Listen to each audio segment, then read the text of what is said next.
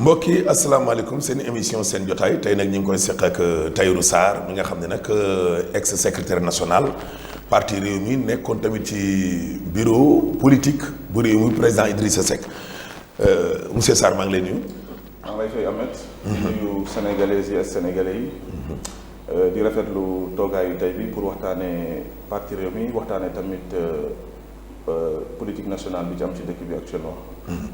Idrissa Seck nag dañoo xëy ñu ne def nañ ko njiital conseil économique social et environnemental looloo tax nga tekki sa ndomba tànk wala avant loolu fekkoon na nga bàyyi. looloo tax ma tekki sama ndomba tànk nag mbetteel laa ci am mais aussi déception la boo xamante ne maanaam dañ ne lu la bett mën la waaye daanaka aussi bett na ma mais tamit xool naa ba xool ma xam ne man ak moom mënatuñu ànd. nag lu ñu àndoon diggee ko ngir réew mi dafa dem ba ci biir maanaam war ko te je pense que toll naa foo xam ne war naa mën a jël samay responsabilité pour bàyyi. léegi bàyyi naa te defe xam na ko nag moom yëg na ko nag bind naa ko am na nu ma ko bindee nag noo xam ne su ko lire dina ko comprendre mais xam na ko bu baax. bureau politique bi ñaata ngeen. daanaka 30 lañu secrétaires nationaux. En même temps je suis membre aussi fondateur du parti donc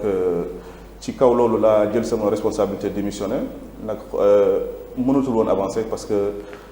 waxuñu woon lii. bureau politique bi ñaataa démissionné wala yow rek la. man kese maa démissionné pour le moment. xëj na ñeneen ñi dañuy xaar peut-être maanaam nomination yi bu fekkee loolu moo lay intéressé bien sûr mais en tout cas pour le moment man kese maa démissionné te aussi lu ma ci mën a wax mooy berte na ma si. anam boo xamante ne parti bi dañu doon toog di diggee loo xam ne askan bi heure bi nii defuñ ko mais dañu def sax le contraire xam nga soo diggee askan bi dara mën nga ko bañ a def mais nga ñëw def le contraire dafa graaw te Idrissa ni mu demee ba ànd ak Macky Sall noonu la ko wane da ngay xool bu njëkkoon xas na fi ku nekk di leen traité dame de compagnie di leen traité maanaam ay valet et tout mais heure bi nii dafa mel ni dafa bëgg jël place dame de compagnie yi ak place valet yi nag poste bi ñu koy jox ni instant bi nii lu dul toog teeru Macky Sall kese la ci def amul leen lu mu ci def parce que xam naa du dem bureau du dem fenn géré na mairie de Thiès pendant 10 ans di jël salaire mosul toog ci bureau bi riba kese la parce que man dama gëm ne looy liggéey te doo ci toog looy liggéey te doo ci sonn suñ la fayee riba la léegi nag toll nañ foo xamante ne instant bi nii démissionné naa parti bi nag bon jaaxle naa parce que Idrissa fenn noonu ku nekk ci parti bi suñ ko mënee waxee noonu ba jour bu ñu koy nommé Yankoba Seydi secrétaire national de l'école du parti mi ngi wax ci rajo bi naan ay du ñu dem xalaatuñ ko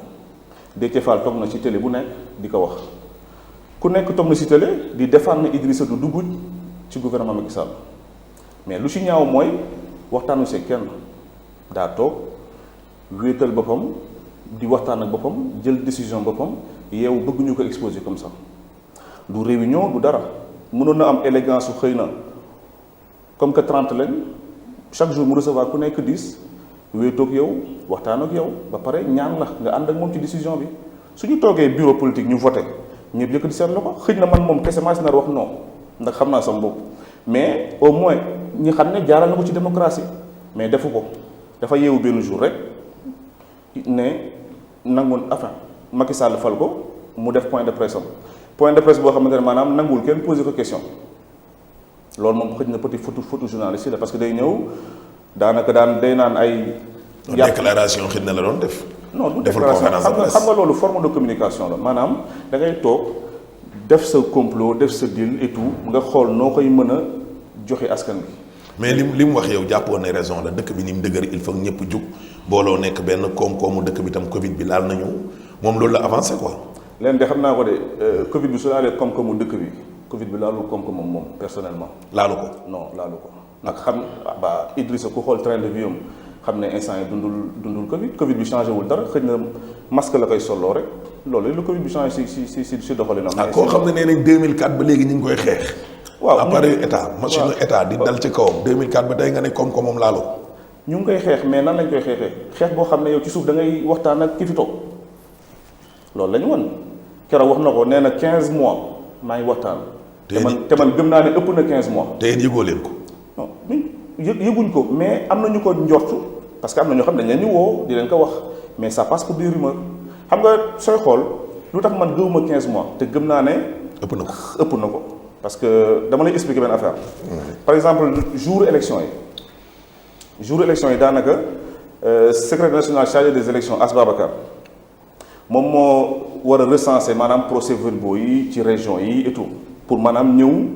wan waa parti bi ne pour le moment à 18h wala 20h lii la ñu am mais imagine toi ki nga xam ne moom moo war a recenser say procès-verbaux mu disparaître le jour des élections As Babacar disparaître na pendant plus de 72 heures gis nga semaine dimanche boobu noonu élection yi lundi mardi mercredi ba jeudi kenn tegu ko bët il a totalement disparu ba Idrissa jugee ci Point E di dem fekk ji Sonko ci nu mu tudd ci siège Pape Diop bi pour ñu def seen conférence de presse et tout Idrissa il n'avait aucun papier amoon benn procès verbal ci loxoom Idrissa mënu la woon wax maanaam de façon estimative heure bi nii parti bi ñaata voix la am ak ñaata % la am amu ko. pour yow daf ci déggoo ak As Babacar. Mais dama lay expliquer affaire yow di nga dem élection ki la war a jox say procès-verbaux disparaître des jours et des jours ba jeunesse su parti bi dem këram nar a saccager këram dem gis jabaram et tout le gars il a totalement disparu kenn tegu ko bët kenn gisu ko kooku instant yi mi ngi waat ci wetu Idrissa di kaf di ree di naan kafem su dul déggoo lan la. yow sa biir wax ne nga pour yow ëpp na fukki weer ak juróomi Idrissa wax kon maanaam avant élection yi. kon dafa mel ni kon élection yi dañ ko jaay ni nga expliqué nii. loolu laa gëm man après laa ci rendre compte mooy li ma la expliqué léegi nii rek ki war a jox say këyit disparaître say résultat disparaître ñun waa Sonko ñoo ñu jox seen résultat. ñun waa Sonko waaw si waa Sonko lañ yégee ne pour le moment am nañ temps te ñoom xam naa ne dañ doon calculer selon nag rawuñu Idrissa parce que xam naa suñu rawoon Idrissa élection bi demee neneen mais Idrissa moo bëggul woon gagné élection yi mais élection yi gagné woon na ko nag li nekkoon ci buntu Point E di xaar juste ordre am te ordre am du leneen lu dul mu dem def conférence de presse jóge fa jubilé ci gox-goxaanu Dakar yi su paree demal mu dem fanaan Thiès man de loolu ba ñu wéete loolu laa ko wax man ne ko am na élection fu muy toll foo xamante ne nekkul da ngay bàyyi rek nii résultat yi joxe maanaam da ngay accaparer victoire bi def nga sa conférence de presse soo jugee demal nga jubilé soo paree nga dem Thiès ñu ngi lay xaar et tout jabaram moo ñu doon wax pour ñun ñu génn jubilé